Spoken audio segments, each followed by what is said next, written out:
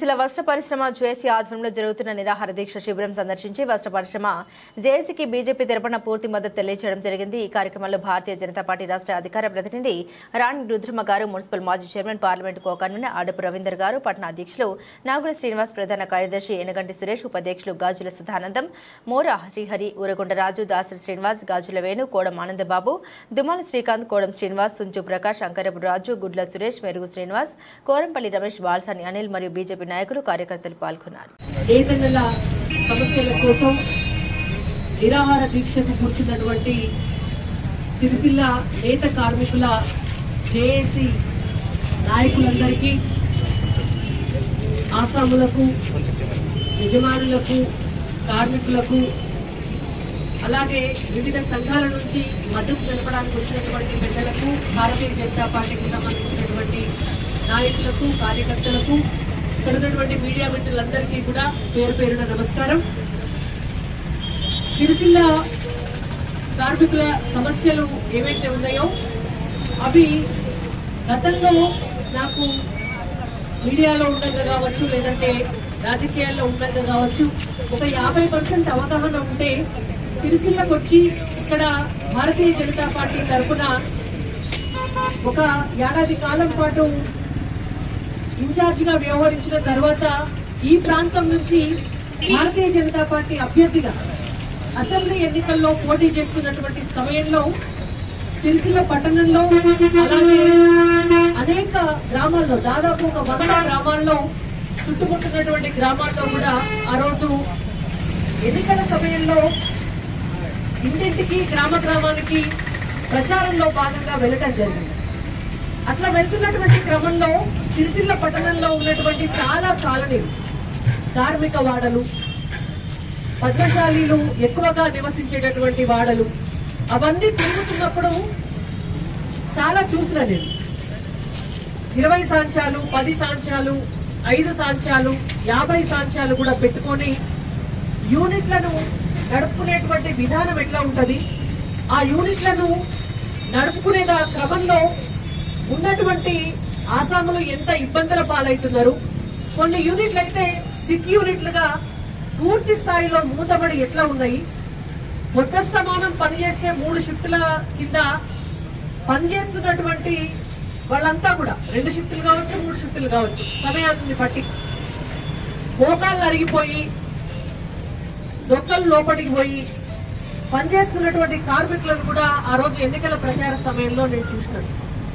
పొద్దంతా పని చేస్తే ఎన్ని రూపాయలు వస్తాయి, బట్టనేస్తే ఎంత మిగులుతుంది అని లెక్క తీస్తే ఆ రోజు కూలి మిగిలితే ఎక్కువ।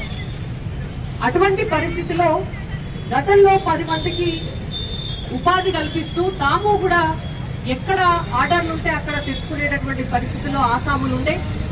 మరి బతుకమ్మ చీరలు వచ్చిన తర్వాత మొత్తం వ్యవస్థనంతా కూడా సెంట్రలైజ్ చేసి కొద్ది మంది చేతుల్లో వ్యాపారాన్ని అంతా కూడా హస్తగతం చేసి సాంచాలను నడుపుకునేటువంటి విషయంలో ఆసాములకు స్వేచ్ఛ లేకుండా సాంచాల సైజులు కూడా మార్చి, గతంలో ఉన్నటువంటి సైజింగ్ పరిశ్రమ గాని, డైయింగ్ పరిశ్రమ గాని, బయట నుంచి పెట్టికోట్ క్లాత్ ఆర్డర్స్ తెచ్చుకోవడం కానీ ఈ అవకాశం ఏది కూడా లేకుండా చీప్ క్వాలిటీ బతుకమ్మ చీరలు వేసే విధంగా సాంచాలను తయారు చేసి సిరిసిల్ల బ్రాండ్ ఇమేజ్ నే గత ప్రభుత్వం పూర్తిగా చీప్ క్వాలిటీ చీరల్ని ఉత్పత్తి చేసేటటువంటి సిరిసిల్లగా పేరు ఖరారు చేసినటువంటి పరిస్థితే తప్ప ఒక శాశ్వత పరిష్కారం అయితే చూపించండి।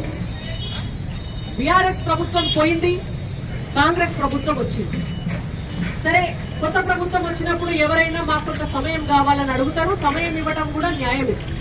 దాన్ని ఎవరు కూడా కేవలం రాజకీయాల కోసం ఎవరిని విమర్శించేటటువంటి ఉద్దేశం కాదు। కానీ ఇవాళ కొత్తగా వచ్చినటువంటి ప్రభుత్వానికి కూడా ఇక్కడ ఉన్నటువంటి కార్మికుల కష్టాలను స్వయంగా చూసినటువంటి వ్యక్తిగా నేను చెప్తున్నా। ఎందుకంటే నేను సెస్ ఎలక్షన్స్ అప్పుడు వచ్చినప్పుడు అయితే సెస్ ఎలక్షన్స్ లో ఎవరు మన తమ్ముడు శ్రీహరి ఇక్కడే ఉన్నట్టున్నాడు, శ్రీహరి వాళ్ళ ఇంట్లో వారం రోజులు ఉన్నారు। వారం రోజులు వాళ్ళ ఇంట్లో ఉంటే పొద్దంతా తెల్లంతా కూడా సాంచాల సప్లై అయినవాడు। ఫస్ట్ టైం జీవితంలో ఎప్పుడు టీవీలో సౌండ్ వస్తే ఇంతంత సౌండ్ పెట్టినా బయట ఎవరన్నా మనుషులు మాట్లాడితే కూడా నాకంతా ముందు నిద్ర పట్టకపోతుంది. కానీ ఆ రోజు వచ్చి వారం రోజులు కంటిన్యూస్ గా వాళ్ళ ఇంట్లోనే ఉన్నా, వాళ్ళ ఇంటి వెనకాల ఉన్నటువంటి ఆ యూనిట్ నుంచి అది 24 గంటలు నడుస్తుంది. తలకాయ కిటికీ పక్కకుంటే ఆ వెనక పక్క నుంచి మొత్తం 24 గంటలు సప్పుడు. నిజంగా కూడా మనసుకు నేను ఫీల్ అయింది చెప్తున్నా మీకు. ఆ రోజు ఆ వారం రోజుల పాటు అనిపించింది గంటకు ఒకసారి పెళ్ళికొస్తుంది ఈ సప్పుడు. మరి ఇంత ఘనము సప్పుడు వస్తుంటే, ఇంత ఘనము పని చేస్తుంటే వీళ్ళంతా ఎట్లా నిద్రపోతున్నారు, వీళ్ళు ఇళ్లలో ఎట్లా ఉంటున్నారు? మరి పోనీ ఇంత తిప్పల పడి ఇన్ని షిఫ్టులకు పని చేసి ప్రొడక్షన్ చేస్తే ఏమన్నా వేడలు మిద్దెలు కడుతున్నారా అని ఏమీ లేదు. తీరా చూస్తే వాళ్ళు బతికి వాళ్ళ దగ్గర పనిచేసేటోళ్ళకి 3 పూటల అన్నం పెడితే గగనం అనేటువంటి పరిస్థితి వాళ్ళ ఫ్లెక్సీలలో ఉన్నటువంటి నేత కార్మికుల పరిస్థితి. కాబట్టి ప్రభుత్వాన్ని మేము డిమాండ్ చేస్తున్నాము, రిక్వెస్ట్ కూడా చేస్తున్నాము. గత ప్రభుత్వం చేసినటువంటి తప్పులు చేసిండ్రు కాబట్టిగానే ఇవాళ వాళ్ళు ప్రభుత్వంలో లేకుండా గత దిగిపోయారు. గతంలో బతుకమ్మ చీరల బకాయిలు ఏవైతే ఉన్నాయో ఆ బకాయిలు వడ్డీతోటి కలిపి ప్రభుత్వము ఉన్నటువంటి సిరిసిల్ల ఆసాములకు కార్మికులకు చెల్లించాలి. దాంతో పాటు కరెంటు సబ్సిడీ ఏదైతే గతంలో ఉండేనో దాన్ని మళ్లీ పునరుద్ధరించాలి.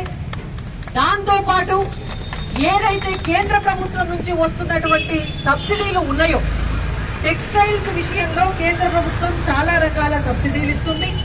చాలా రకాల వచ్చేటటువంటి లాభాలు ఏవైతే ఉన్నాయో, ఆర్డర్స్ ఏవైతే ఉన్నాయో అవన్నిటినీ కూడా ఖచ్చితంగా రాష్ట్ర ప్రభుత్వం ఒక అడుగు ముందుకేసి వాటన్నిటినీ కూడా ఉపయోగించుకునేటువంటి దిశగా కేంద్ర ప్రభుత్వంతో కూడా సయోధ్యతోటి వెలగాల్సినటువంటి బాధ్యత రాష్ట్ర ప్రభుత్వానికి ఉన్నది. స్థానిక ఎమ్మెల్యే కేటీఆర్ గారికి కూడా ఉన్నది అని చెప్పి నేను తెలియజేస్తున్నా. స్థానికంగా ఈ ప్రాంతానికి ఎంపీగా బండి సంజయ్ కుమార్ గారు కూడా ఉన్నారు. ఇక్కడ ఓటేసినటువంటి ఓటర్లకు ఒక లాభము అదృష్టము ఏంటంటే ఇవాళ వారు హోంమంత్రిగా కూడా కేంద్రంలో ఒక మంచి స్థానం